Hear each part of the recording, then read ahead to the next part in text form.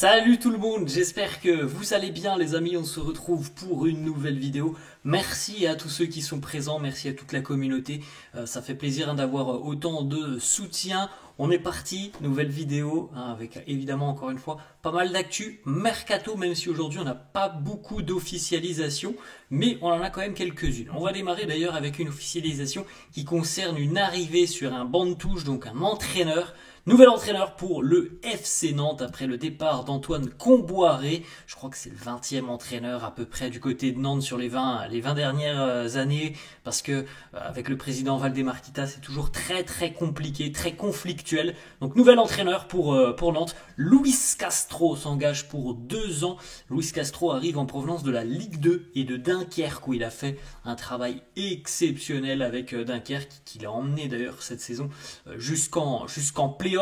Un entraîneur qui fait très bien jouer ses équipes. Dunkerque a connu un parcours exceptionnel en Coupe de France. Je pense que tout le monde s'en souvient. Après avoir éliminé plusieurs équipes de Ligue 1, comme Auxerre, comme Lille notamment. Dunkerque affrontait le Paris Saint-Germain et menait 2-0 quasiment jusqu'à la mi-temps.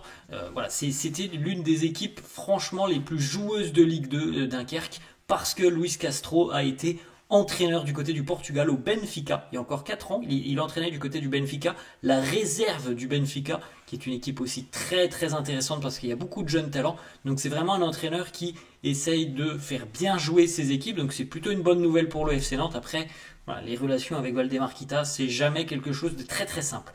Ensuite, autre arrivée, les amis, c'est l'officialisation dont on parlait déjà depuis à peu près 48 heures maintenant. Gennaro Gattuso est le nouveau sélectionneur de l'Italie, avec pour objectif évidemment qualifier la Squadra Azzurra pour la Coupe du Monde dans un an. Ça sera pas simple parce que l'Italie a plus ou moins mal démarré quand même sa campagne, avec une défaite notamment 3-0 face à la Norvège. Donc voilà, c'est pas une mince affaire pour Gattuso, qui voilà, n'a jamais quand même eu de très grandes réussites sur les bancs de touche depuis sa carrière, le début de sa carrière d'entraîneur. Et là, c'est une immense responsabilité pour lui que de devoir emmener l'Italie en Coupe du Monde l'année prochaine. On sait que l'Italie, sur les derniers éliminatoires de la Coupe du Monde, ils ont eu beaucoup de difficultés, la sélection italienne, donc ça passerait très mal, un nouvel échec. On poursuit les amis avec une officialisation, une arrivée du côté de Côme en Italie. C'est Martin Baturina, jeune milieu de terrain qui arrive en provenance de la Croatie, du Dinamo Zagreb. Il est déjà international croate. Voilà, ça pose un petit peu les contours du débat. Très jeune joueur avec une palette technique assez impressionnante. Comme souvent les amis du côté de la Croatie, on a sorti encore une fois un joueur qui a une qualité assez exceptionnelle, capable de délivrer beaucoup de passes décisives, superbe vision du jeu, très bon toucher de balle, et capable aussi de marquer. Il arrive donc du côté de Côme, il s'engage contre à peu près 22 millions d'euros pour le Dinamo Zagreb, et il s'engage avec Côme jusqu'en 2030. On verra bien si Fabregas sera encore l'entraîneur de Côme. En tout cas, on sait que c'est une équipe qui a proposé du beau football tout au long de la saison en Serie A. Ensuite, on l'avait évoqué aussi très récemment, Adrien Truffert rejoint Bournemouth en Première Ligue. Il s'engage donc avec les Cherries de Andoni Iraola en provenance de Rennes en Ligue 1. Il est entre guillemets là pour remplacer Milos Kerkez, le latéral hongrois, qui lui va s'engager du côté de Liverpool. On attend l'officialisation dans les tout prochains jours. Adrien Truffert, qui est un bon joueur de Ligue 1. Maintenant, voilà, la Première Ligue aussi, c'est un niveau peut-être encore un peu plus important par rapport à la Ligue 1, parce que il va rencontrer véritablement quasiment de grands attaquants tous les week-ends.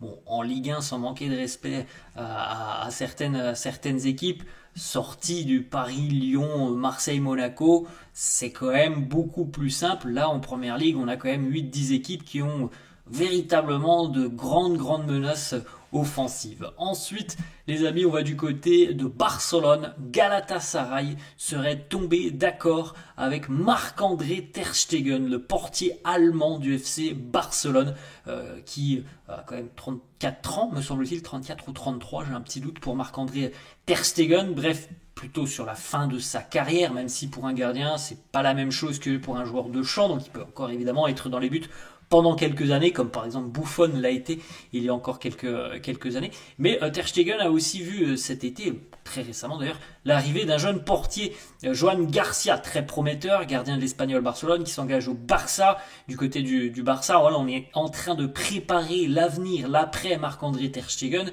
et cette arrivée de Joan Garcia, elle peut pousser vers la sortie Marc-André Ter Stegen. Donc il y a beaucoup de discussions entre le portier allemand et des clubs turcs. Le Fener aussi était sur le dossier, mais il semblerait à l'heure actuelle que ce soit plutôt Galatasaray qui soit en avance sur ce dossier. Ensuite, les amis, on va du côté du Real Madrid et ça concerne Rodrigo qui est, entre guillemets, le joueur madrilène qui est sur un siège éjectable. Parce qu'on sait très bien que ni Vinicius ni Mbappé vont partir cet été, c'est impossible. S'il y en a un qui doit partir, ça sera Rodrigo. Même si depuis une grosse quinzaine de jours, une dizaine de jours, Rodrigo laisse passer beaucoup de messages sur les réseaux sociaux où il dit tout simplement, entre guillemets, je suis heureux à Madrid. On verra bien quel sera le rôle qui lui sera accordé par Xabi Alonso. On ne sait pas si Xabi Alonso jouera avec 2 attaquants, avec 3 attaquants. S'il joue avec 2 attaquants, on a bien compris les amis à 99% que ça sera Vini et Kylian Mbappé. Donc pour Rodrigo, son avenir et son temps de jeu au Real Madrid sont à l'heure actuelle assez incertains. Même si du côté du Real et de Xabi Alonso, il semblerait qu'on aime beaucoup le profil de Rodrigo. Eh bien, on a des clubs qui sont là, qui suivent très attentivement sa situation. On sait déjà depuis quelques semaines qu'Arsenal est intéressé, mais très compliqué sur le plan financier, visiblement pour les Gunners. Mais il y a 2 équipes qui sont à même de répondre aux exigences du Real financières. C'est évidemment des clubs saoudiens. Al Nassr et Al Hilal sont très intéressés par Rodrigo et seraient prêts à lui offrir un pont d'or avec un salaire astronomique et serait prêt aussi à offrir évidemment une indemnité très importante qui pourrait convenir au Real. On verra bien ce qui se passera déjà sur la Coupe du Monde des clubs, pendant la Coupe du Monde des clubs. On verra quel sera le rôle, quel sera le temps de jeu de Rodrigo. Ensuite les amis, Heung-min Son qui s'apprête à quitter Tottenham. C'est quand même un joueur très important du côté de Tottenham, c'est peut le dire, presque une légende du club. Heung-min Son, il a tellement été décisif pour les Spurs et il pourrait retrouver l'un de ses anciens entraîneurs, à savoir José Mourinho, puisque José Mourinho a donné son accord aux dirigeants du Fener pour recruter le Sud-Coréen. Ça serait à peu près 30 millions d'euros. Il semblerait que Heung-min Son soit plutôt chaud à l'idée de rejoindre la Turquie, donc affaire à suivre. C'est tellement intéressant de voir ce qui se passe du côté de la Turquie avec beaucoup de moyens qui sont mis pour attirer des gros joueurs et on a au final véritablement deux équipes, surtout le Gala, qui sont franchement des équipes très impressionnantes. Quand on regarde l'ossature de Galatasaray, c'est assez impressionnant de voir cette équipe. Et le Fener, évidemment, et bien dans cette concurrence avec son grand rival de Galatasaray, essaye aussi d'attirer des joueurs d'envergure pour pouvoir évidemment combler un petit peu le gap qu'il y a, parce que c'est vrai que Galatasaray est quand même en avance sur Fenerbahçe. C'est pour ça que le Gala d'ailleurs remporte sur les 2 dernières années notamment le titre national. Mais voilà, le Fener essaye aussi d'attirer de grandes stars du côté du championnat turc. Donc peut-être Heung-min Son avec José Mourinho à Fenerbahçe. John Duran, l'attaquant colombien d'Al Nassr, qui pourrait déjà revenir en Europe, même si ça semble assez peu probable quand même. Il s'est engagé il y a à peine 6 mois du côté d'Al Nassr, c'était lors du mercato hivernal. Il s'est engagé jusqu'en 2030 avec Al Nassr, donc pour un club européen, il faut déjà payer toute cette indemnité et payer ces 5 années de contrat qui lui restent. Après, voilà, ses débuts ont été très performants avec son club d'Al Nassr. 13 matchs, 8 buts, donc c'est quand même plutôt satisfaisant. Évidemment que ça attire la convoitise en Europe. Par exemple, Naples est très intéressé, le Fener est très intéressé, mais sur le plan économique, c'est quasiment une mission impossible d'aller le chercher du côté de l'Arabie Saoudite.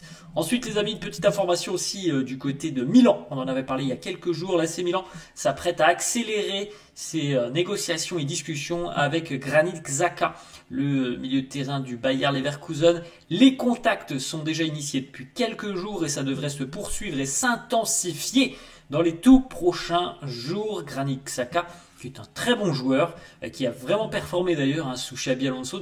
Cette année, c'était une très belle saison pour Granit Xhaka avec 2 buts, 7 passes D. C'est un bon pourvoyeur de ballon, hein. C'est quelqu'un qui est très à l'aise balle au pied avec une bonne vision du jeu, Granit Xhaka.